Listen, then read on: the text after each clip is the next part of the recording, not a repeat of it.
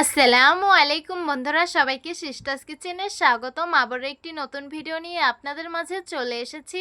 আজকের রেসিপি হলো গরুর কলিজা ভুনা। তো দেখতে থাকুন।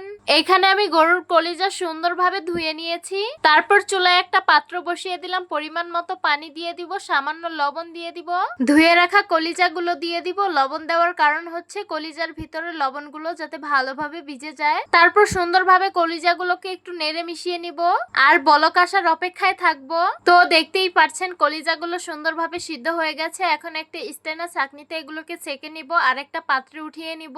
কলিজার উপরে পাতলা একটা আবরণ আছে, সেটা উঠিয়ে ফেলবো।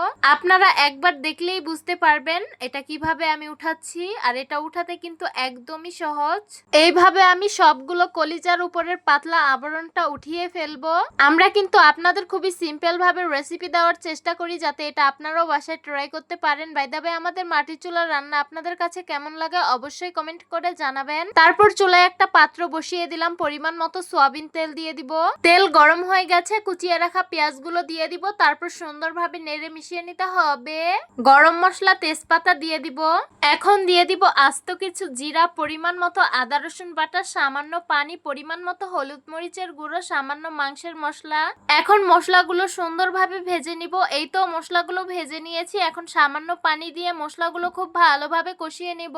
তো দেখতেই পাচ্ছেন মশলাগুলো আমি খুব ভালোভাবে কষিয়ে নিয়েছি। সিদ্ধ করে রেখেছিলাম গরুর কলিজাগুলো, সেগুলো এখন দিয়ে সুন্দরভাবে কষিয়ে নিতে হবে। এখন আস্ত কিছু কাঁচামরিচ দিয়ে দিব। তো দেখতেই পাচ্ছেন আমি গরুর কলিজাগুলো সুন্দরভাবে কষিয়ে নিয়েছি। এখন পরিমাণ মতো ঝোলের পানি দিয়ে দিব। তারপর সুন্দরভাবে নেড়ে মিশিয়ে নিব আর বলক আসার অপেক্ষায় থাকবো। তো দেখতেই পাচ্ছেন গরুর কলিজাগুলো কি সুন্দর বলক এসে পড়েছে। এই তো গরুর কলিজা ভুনা হয়ে এসেছে। এখন পরিমাণ মতো জিরা গুঁড়ো দিয়ে সুন্দরভাবে নেড়ে মিশিয়ে নিব, নামিয়ে পরিবেশন করে নেব। এই তো গরম গরম গরুর কলিজা ভুনা পরিবেশন করে নিলাম। দেখতে খুবই লোভনীয় লাগছে আর খেতে কিন্তু খুবই সুস্বাদু হয়েছে। তো গরুর কলিজা কার কার খেতে পছন্দ অবশ্যই কমেন্ট করে জানাবেন। তো আশা করছি আজকের ভিডিওটা আপনাদের কাছে অনেক অনেক বেশি ভালো লাগবে। ভালো লেগে থাকলে আমাদের ইউটিউব চ্যানেলটি সাবস্ক্রাইব করবেন। আর যারা আমার ফেসবুক পেজ থেকে দেখছেন পেজটিকে ফলো করবেন। সবাই ভালো থাকবেন, সুস্থ থাকবেন আর সিস্টার্স কিচেনের সাথেই থাকবেন। আবারও কথা হবে কোনো নতুন ভিডিওতে। তাহলে আজকে এই পর্যন্তই। আল্লাহ হাফিজ।